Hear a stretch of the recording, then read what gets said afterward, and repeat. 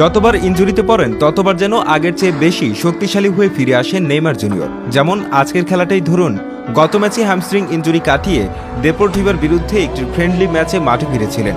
আজকেই খেললেন ইনজুরির পর ব্রাজিলিয়ান সিরি এবং প্রথম অফিসিয়াল ম্যাচ, তাও আবার ব্রাজিলিয়ান লিগের টেবিল টপার ফিলিপে লুইসের ফ্লামেঙ্গোর বিরুদ্ধে, যারা কিছুদিন আগে ক্লাব বিশ্বকাপে চেলসির মতো দলকে হারিয়ে এসেছে।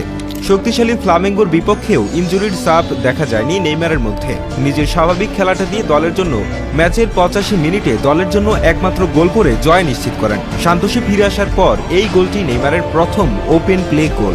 গোল ছাড়াও পুরো ম্যাচেই তিনি ছিলেন কার্যকরী ভূমিকায়। 25টি পাসের মধ্যে 21টি সফল পাস কমপ্লিট করেছিলেন। এর মধ্যে ছিল 3টি কি পাস। সাকসেসফুল ড্রিবলিং করেছিলেন 2 বার। এছাড়াও ডুয়েল জিতেছিলেন 7 বার। আজকের ম্যাচেও সবচেয়ে বেশি ফাউলের শিকার হয়েছিলেন নেইমার জুনিয়র। আজকের ম্যাচে চিরচেনা লেফট উইং এর বদলে আরেকটা অ্যাটাকিং মিডের রোলে খেলেছিলেন নেইমার। খেলাটাও স্বাভাবিক, কারণ উইংয়ে খেললে বেশি ফাউলের শিকার হতে হয়, ফলে ইনজুরির ঝুঁকি বাড়ে। এছাড়াও বয়স এবং ইনজুরির ধাক্কার জন্য মডার্ন ফুলব্যাকদের সাথে গতির খেলায় পেরে ওঠাও কষ্টকর। ব্রাজিল জাতীয় দলে খেলতে হলেও অ্যাটাকিং মিডের রোল বাদে তাকে খেলানোটা রিস্কি। আল হিলাল থেকে ইনজুরি নিয়ে যখন সান্তোসে এলেন, সেই ইনজুরি কাটিয়ে উঠেও ভালো ফর্মে ফিরেছিলেন। দলের জন্য ভালোই অবদান রাখছিলেন, কিন্তু আবারও হ্যামস্ট্রিং ইনজুরিতে পড়ে মাঠের বাইরে ছিলেন। আল হিলালের মোস্ট অব দ্য টাইম ইনজুরির জন্য বাইরে ছিলেন। তবে যেটুকু গেম টাইম পেয়েছেন তাতেই নিজের ব্রাজিলিয়ান প্লেয়ারের পরিচয় দিয়েছেন নেইমার। আজকের ম্যাচে জয়সূচক গোলটি করে ধুঁকতে থাকা সান্তোসকে আপাতত রেলিগেশন জোনের বাইরে আনতে সক্ষম হয়েছেন নেইমার জুনিয়র। তার দল বর্তমানে ব্রাজিলিয়ান লিগ টেবিলের 13 নম্বরে রয়েছে। তবে আশা করা যায় নেইমার রেগুলার খেলতে পারলে সান্তোসের অবস্থানের উন্নতি হবে। এই ম্যাচটি তার জন্য আরও স্পেশাল, কারণ এই ম্যাচে গোল করার মাধ্যমে ক্যারিয়ারের মোট 700 গোলে অবদান রাখলেন।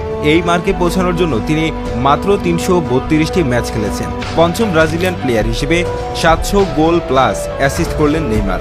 এই ম্যাচে নেইমার প্রমাণ করলেন তিনি এখনও ফুরিয়ে যাননি। তিনি এখনও তার লক্ষ্যে, বিশ্বজয়ের লক্ষ্যে অবিচল আছেন। নেইমারের উচিত হবে তার ফিজিক্যালিটির প্রতি এখন একটু বেশি মনোযোগী হওয়া।